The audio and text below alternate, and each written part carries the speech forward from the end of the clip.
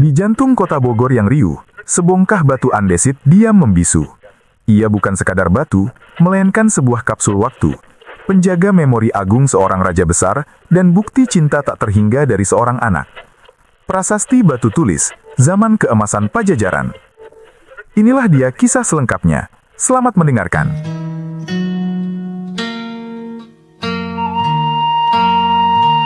Pakuan Pajajaran bermandikan cahaya fajar keemasan.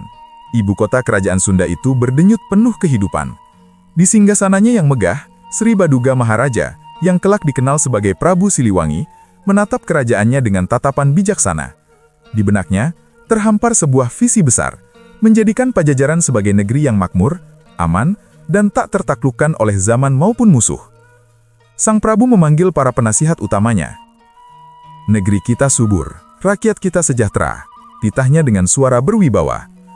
Namun kekuatan sejati sebuah kerajaan terletak pada kemampuannya melindungi diri. Aku ingin Pakuan dikelilingi oleh benteng pertahanan yang tak hanya kokoh, tetapi juga melambangkan kebesaran kita. Kita akan membangun parit yang mengelilingi ibu kota. Ribuan pekerja dikerahkan. Di bawah pengawasan langsung para ahli bangunan kerajaan, tanah digali, membentuk parit raksasa yang lebar dan dalam. Prabu Siliwangi sering turun langsung ke lapangan, memberikan semangat kepada para pekerja. Baginya, setiap cangkul yang terayun adalah detak jantung Pajajaran yang semakin kuat, memastikan keamanan anak cucunya di masa depan. Putra mahkota, Raden Surawisesa, memperhatikan ayahnya dengan penuh akaguman. Ia melihat bukan hanya seorang raja yang memerintah, tetapi seorang pemimpin yang menginspirasi. Ia belajar bahwa kekuasaan bukanlah tentang kemewahan, melainkan tentang tanggung jawab tanpa batas kepada rakyat. Visi sang ayah terpatri dalam benaknya, menjadi kompas hidupnya. Setelah parit pertahanan selesai, Prabu Siliwangi tak berhenti. Ia menatap sebuah lembah tak jauh dari pusat keraton. "Air adalah sumber kehidupan," gumamnya. "Kita akan membangun sebuah telaga agung di sana, bukan hanya untuk keindahan, tetapi juga untuk pengairan dan sebagai sumber spiritual bagi negeri ini." Proyek besar berikutnya pun dimulai dengan semangat yang sama. Pembangunan telaga itu adalah sebuah mahakarya rekayasa. Air dari sungai dialirkan dengan perhitungan cermat, perlahan mengisi lembah hingga menjadi sebuah danau buatan yang luas dan permai. Prabu Siliwangi menamainya Talaga Rena Mahawijaya, telaga kemenangan agung yang indah. Permukaannya yang tenang memantulkan langit biru dan kemegahan Pajajaran. Di tepi telaga yang baru diresmikan, sebuah upacara sakral digelar. Para pujangga melantunkan kidung-kidung pujian, sementara Prabu Siliwangi meresmikan tempat itu sebagai area suci. Ia berharap telaga itu akan memberikan ketenangan dan kesuburan bagi seluruh negeri, menjadi saksi bisu kemakmuran Pajajaran yang akan dikenang selamanya oleh generasi mendatang. Waktu terus berjalan. Di bawah kepemimpinan Prabu Siliwangi, Pajajaran mencapai puncak kejayaannya. Hukum ditegakkan dengan adil, lumbung-lumbung padi selalu terisi penuh, dan kesenian berkembang pesat. Nama Prabu Siliwangi dihormati kawan dan disegani lawan. Ia adalah simbol dari raja ideal yang dicintai rakyatnya, dan diberkati oleh para dewa pelindung. Namun, Sang Prabu sadar bahwa zaman terus berubah. Di ufuk timur, kekuatan baru dari Demak dan Cirebon mulai tumbuh, membawa serta keyakinan yang berbeda. Prabu Siliwangi dengan kebijaksanaannya memilih jalan damai. Ia menjalin hubungan baik, bahkan merelakan putrinya menikah dengan Syarif Hidayatullah, penguasa Cirebon, demi menjaga keutuhan Tatar Sunda. Usia Prabu Siliwangi semakin senja. Ia sering menghabiskan waktu dalam kontemplasi, menatap cakrawala dari balai keraton. Ia telah memberikan segalanya untuk Pajajaran. Kini ia merasa tugasnya di dunia telah mendekati akhir. Ia mempersiapkan putranya, Surawisesa, untuk melanjutkan tongkat estafet kepemimpinan dengan segala tantangan yang akan dihadapinya. Hari itu pun tiba. Menurut legenda, Prabu Siliwangi tidak wafat seperti manusia biasa. Ia mencapai tingkat spiritual tertinggi dan ngahyang atau moksa, lenyap bersama raganya ke alam gaib. Kepergiannya meninggalkan duka yang mendalam di seluruh Pajajaran, namun juga meninggalkan warisan kebesaran yang tak akan pernah padam, terutama di hati putranya. Prabu Surawisesa naik tahta. Beban di pundaknya terasa begitu berat.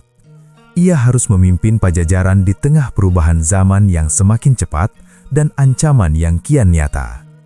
Setiap malam, ia merenungkan kembali ajaran dan teladan ayahnya, mencari kekuatan untuk melanjutkan perjuangan besar yang telah diwariskan kepadanya oleh Sang Maharaja Agung. Bertahun-tahun setelah ayahnya tiada, Prabu Surawisesa merasa gelisah. Ia melihat karya-karya besar ayahnya, parit pertahanan, Telaga Agung, hutan-hutan yang disucikan tetap berdiri megah. Namun, ia khawatir ingatan manusia akan memudar. Cerita lisan bisa berubah, dan generasi baru mungkin akan melupakan siapa sosok di balik semua kemegahan ini. Aku harus melakukan sesuatu, bisik Prabu Surawisesa pada dirinya sendiri di suatu malam. Sesuatu yang abadi, sesuatu yang akan berbicara kepada masa depan, yang akan memastikan nama dan jasa ayahandaku, Sri Baduga Maharaja, terukir selamanya dalam sejarah. Sesuatu yang lebih kokoh dari ingatan, lebih awet dari cerita dari mulut ke mulut. Ide itu muncul seperti kilat di tengah kegelapan. Sebuah prasasti. Sebuah monumen batu yang akan mencatat secara permanen jasa-jasa besar Prabu Siliwangi. Ia ingin dunia tahu bahwa kemegahan Pajajaran saat itu adalah buah dari visi dan kerja keras ayahnya. Ini akan menjadi tanda bakti seorang anak kepada ayahnya yang agung. Prabu Surawisesa segera memanggil pujangga istana dan ahli aksara Sunda kuno terbaik di seluruh negeri. Kita akan membuat sebuah tugu peringatan untuk mendiang ayahanda Prabu, titahnya. Pilih kata-kata yang paling tepat, yang mampu merangkum seluruh kebesaran beliau. Ukirkan pujian yang pantas untuk seorang raja titisan dewa. Pencarian batu yang pantas pun dimulai. Bukan sembarang batu. Para utusan kerajaan menyusuri sungai-sungai suci, mendaki gunung-gunung keramat. Mereka mencari sebongkah batu andesit yang sempurna, yang memiliki kekuatan spiritual, yang seolah-olah memang ditakdirkan untuk menjadi media penyimpan memori Prabu Siliwangi. Akhirnya, di hulu sebuah sungai, ditemukanlah batu yang dicari. Batu itu besar, kokoh, dengan warna kelabu yang agung. Setelah melalui serangkaian ritual penyucian, batu raksasa itu diangkut dengan susah payah oleh ratusan orang menuju lokasi yang telah ditentukan. Sebuah tempat yang dianggap sakral dan strategis di Pakuan Pajajaran. Seorang ahli pahat ternama yang tangannya dianggap paling terampil di seluruh Pajajaran dipilih untuk tugas suci ini. Sebelum memulai pekerjaannya, ia berpuasa selama berhari-hari, menyucikan diri dan memohon restu dari para leluhur agar tangannya dituntun untuk mengukir kebenaran dan keagungan tanpa celah sedikitpun. Dengan penuh konsentrasi, sang ahli pahat mulai bekerja. Suara ketukan palu pada pahat terdengar ritmis, memecah keheningan. Setiap goresan adalah sebuah doa. Setiap aksara yang terbentuk adalah perwujudan dari rasa hormat dan cinta Prabu Surawisesa kepada ayahnya. Debu batu yang beterbangan seolah menjadi saksi bisu proses penciptaan karya abadi itu. Wangna pun ini sakakala. Semoga selamat. Inilah tanda peringatan. Kalimat pembuka yang penuh harapan menandakan bahwa prasasti ini bukan sekadar catatan, melainkan juga sebuah doa agar warisan yang terkandung di dalamnya senantiasa terjaga dan membawa keselamatan bagi yang mengenangnya. Sang pemahat melanjutkan ukirannya, mencatat nama agung sang raja, Prabu Ratu Puranepun, Diwastu Dia Wingaran Prabu Guru Dewata Prana. Nama yang menegaskan status Prabu Siliwangi sebagai raja yang dihormati, yang bahkan setelah wafat pun dianggap sebagai guru yang bersemayam di alam dewata, menunjukkan betapa tingginya penghormatan kepadanya. Ukiran berikutnya menyebutkan nama lain yang lebih dikenal, Diwastu Dia Wingaran Sri Baduga Maharaja Ratu Haji di Pakuan Pajajaran, Sri Sang Ratu Dewata. Nama resmi yang menegaskan posisinya sebagai Maharaja, Raja Agung di Pakuan Pajajaran. Setiap gelar yang dipahatkan adalah penegasan atas legitimasi dan kebesarannya yang tak terbantahkan. Prasasti itu kemudian mulai merinci jasa-jasa spesifik Prabu Siliwangi. Dipahatlah kalimat yang mengisahkan pembuatan parit pertahanan. Punyanu nyusuk napakuan. Dialah yang membuat parit pertahanan di Pakuan. Sebuah kalimat singkat namun padat, mengabadikan salah satu karya monumental Sang Prabu untuk keamanan ibu kota kerajaannya. Jasa berikutnya diukir dengan teliti, yaitu pembuatan jalan yang diratakan dengan batu. Ini menunjukkan bahwa Prabu Siliwangi bukan hanya memikirkan pertahanan, tetapi juga infrastruktur untuk kelancaran mobilitas dan perdagangan rakyatnya. Ia adalah seorang pembangun peradaban yang visioner, yang memikirkan kemudahan bagi seluruh warganya. Selanjutnya, prasasti itu mencatat pendirian hutan-hutan Samida, yaitu hutan suci yang sengaja dibuat untuk keperluan ritual dan pelestarian alam. Ini membuktikan bahwa Prabu Siliwangi memiliki kesadaran spiritual dan ekologis yang mendalam. Ia tidak hanya membangun fisik, tetapi juga merawat jiwa dan lingkungan kerajaannya.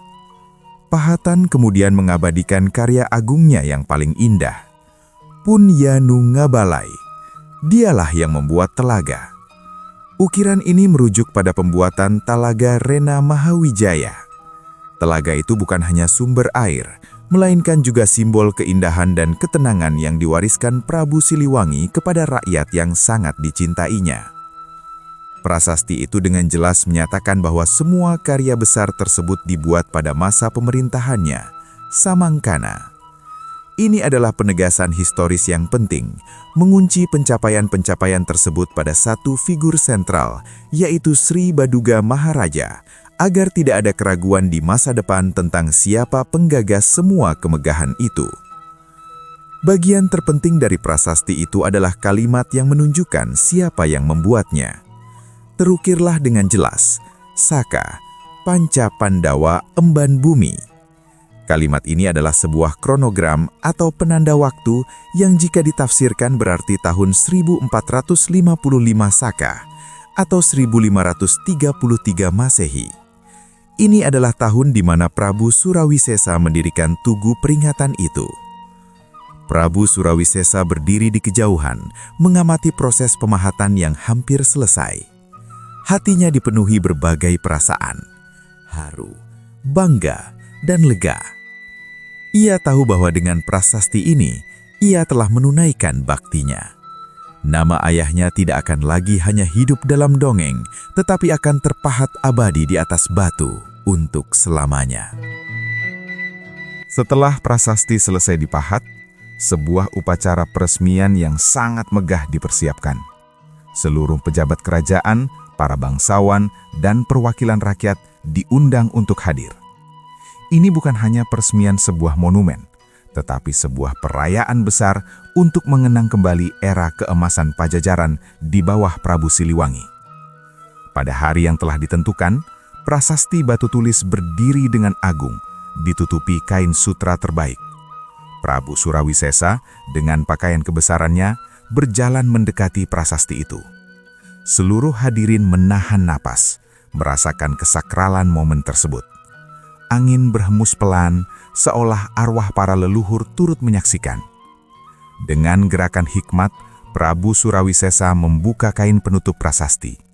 Sinar matahari langsung menyinari ukiran aksara Sunda kuno, membuatnya tampak berkilauan. Seluruh hadirin terkesima. Di hadapan mereka, kini berdiri sebuah bukti fisik dari kebesaran masa lalu, sebuah jembatan yang menghubungkan mereka dengan sang raja legendaris. Surawisesa kemudian memberikan pidato. Hari ini, katanya dengan suara lantang, kita tidak hanya meresmikan sebuah batu, kita meneguhkan kembali jiwa Pajajaran. Di batu ini terukir jasa Ayahanda Prabu. Biarlah ini menjadi pengingat bagi kita semua dan bagi anak cucu kita tentang arti pengabdian, keberanian, dan visi seorang pemimpin sejati. Upacara dilanjutkan dengan ritual pemberkatan oleh para pendeta tertinggi. Asap dupa mengepul wangi, mantra-mantra kuno dilantunkan untuk menyucikan prasasti tersebut dan area di sekitarnya. Sejak saat itu, tempat tersebut resmi menjadi sebuah kabuyutan, sebuah situs suci yang harus dihormati dan dijaga oleh semua orang.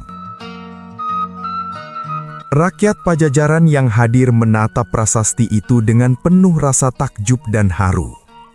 Bagi mereka, itu bukan lagi sekadar batu berukir. Itu adalah perwujudan dari Prabu Siliwangi sendiri. Mereka merasa Sang Raja Agung hadir kembali di tengah-tengah mereka, memberikan berkat dan perlindungan melalui monumen abadi tersebut. Sejak hari itu, prasasti batu tulis menjadi pusat spiritual dan kebanggaan bagi rakyat Pajajaran. Banyak yang datang untuk berziarah, memanjatkan doa, atau sekadar duduk di dekatnya untuk merenung dan mencari inspirasi dari kisah kebesaran Prabu Siliwangi yang kini telah diabadikan dalam bentuk yang paling kekal. Prabu Surawisesa merasa hatinya damai. Meskipun kerajaannya terus menghadapi tantangan, terutama dari persekutuan Cirebon dan Demak, ia tahu bahwa ia telah membangun fondasi moral yang kuat. Prasasti itu adalah jangkar sejarah, pengingat akan identitas dan kebesaran asal-usul mereka yang memberikan kekuatan untuk menghadapi masa depan. Prasasti batu tulis adalah pernyataan politik yang cerdas dari Prabu Surawisesa. Dengan mengagungkan ayahnya, ia secara tidak langsung juga mengukuhkan legitimasinya sendiri sebagai penerus yang sah dari seorang raja besar. Ia menunjukkan bahwa ia adalah anak yang berbakti dan pewaris tradisi luhur Pajajaran. Namun, takdir berkata lain. Beberapa tahun setelah prasasti itu didirikan, tekanan dari luar semakin kuat. Pajajaran perlahan-lahan melemah. Prabu Surawisesa berjuang mati-matian mempertahankan kerajaannya. Namun era keemasan itu perlahan memudar, tertelan oleh arus perubahan zaman yang tak bisa dibendung. Kerajaan Pajajaran akhirnya runtuh pada tahun 1579 Masehi. Ibu kota Pakuan dihancurkan, dan kejayaan masa lalu seolah lenyap di telan bumi. Istana megah menjadi puing, Telaga Agung mungkin mengering, namun di tengah kehancuran itu, satu hal tetap bertahan, prasasti batu tulis, sang penjaga memori. Selama berabad-abad, prasasti itu terlupakan, tertimbun tanah dan ditumbuhi semak belukar. Kisah Prabu Siliwangi dan Prabu Surawisesa memudar menjadi legenda dan mitos. Namun, batu itu tetap diam di tempatnya, dengan sabar menunggu waktu yang tepat untuk kembali mengungkapkan rahasia yang disimpannya. Pada masa kolonial Belanda, para peneliti dan arkeolog mulai menunjukkan minat pada peninggalan kuno di wilayah Bogor. Mereka menemukan kembali prasasti itu, membersihkannya dari lapisan tanah dan waktu. Mereka terkejut saat berhasil membaca aksara Sunda kuno yang terukir di permukaannya. Para sejarawan mulai meneliti dan menafsirkan isi prasasti. Mereka menyadari bahwa ini bukan sekadar batu nisan biasa. Ini adalah dokumen sejarah yang sangat berharga, sebuah catatan otentik dari abad ke-16 yang dibuat oleh seorang raja untuk menghormati ayahnya. Prasasti ini menjadi kunci untuk membuka tabir sejarah kerajaan Sunda. Melalui prasasti inilah, nama Sri Baduga Maharaja atau Prabu Siliwangi dan jasa-jasanya terkonfirmasi secara historis. Prasasti ini membuktikan bahwa ia bukanlah tokoh mitos semata, melainkan seorang raja nyata yang membangun karya-karya monumental. Prasasti ini adalah bukti cinta seorang anak, Prabu Surawisesa, yang tanpa ia sadari telah menyelamatkan sejarah ayahnya. Kaitan antara Prabu Siliwangi dan prasasti batu tulis menjadi jelas. Prasasti itu bukanlah dibuat oleh Siliwangi, melainkan dibuat untuk Siliwangi. Ia adalah objek penghormatan, sementara subjek atau pembuatnya adalah putranya, Prabu Surawisesa, sebagai wujud bakti dan upaya pelestarian memori. Kini prasasti batu tulis dilindungi dalam sebuah bangunan cagar budaya di Bogor. Ia menjadi salah satu peninggalan terpenting dari zaman Kerajaan Sunda.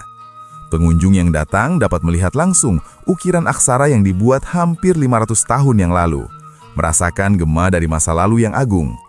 Setiap ukiran di batu itu adalah sebuah cerita. Cerita tentang seorang raja visioner yang membangun peradaban. Cerita tentang seorang anak yang sangat mencintai dan menghormati ayahnya. Dan cerita tentang sebuah kerajaan besar yang pernah berjaya di tanah Pasundan, yang jiwanya menolak untuk mati. Ketika kita berdiri di hadapan prasasti batu tulis hari ini, kita sebenarnya sedang berdialog dengan Prabu Surawisesa. Kita mendengar pesannya yang melintasi zaman, pesannya tentang pentingnya menghormati leluhur dan mengenang sejarah. Ia berhasil, misinya untuk mengabadikan nama ayahnya telah tercapai dengan gemilang. Dan begitulah, sebongkah batu andesit di jantung kota Bogor itu terus berdiri sebagai saksi. Ia adalah monumen cinta, tugu peringatan, sekaligus dokumen sejarah yang tak ternilai. Ia adalah bukti nyata bagaimana Prabu Siliwangi melalui karya-karyanya telah menginspirasi putranya untuk menciptakan sebuah keabadian.